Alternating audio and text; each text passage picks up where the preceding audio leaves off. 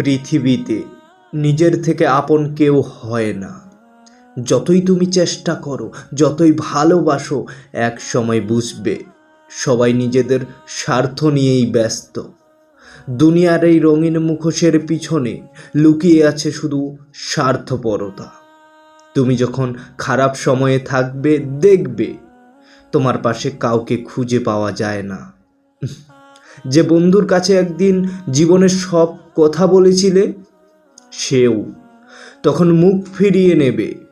তুমি যখন দুঃখে ভেঙে পড়বে, তখন দেখবে মানুষের ভালোবাসার মুখোশ খুলে গেছে। কিন্তু সত্য হলো, তুমি নিজেই তোমার আপন। নিজের শক্তি, নিজের মনোবল আর নিজের স্বপ্ন, এই সব তোমার জীবনের আসল সম্পদ।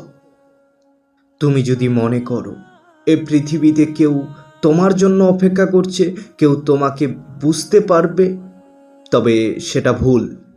একমাত্র তুমি নিজেকে বদলে দিতে পারো। জীবনের প্রতিটি মুহূর্তে নিজের উপর ভরসা রাখো। তুমি কষ্টে ভেঙে পড়বে না, কারণ এই কষ্ট তোমাকে শেখাবে কাকে বিশ্বাস করতে হবে, কাকে না।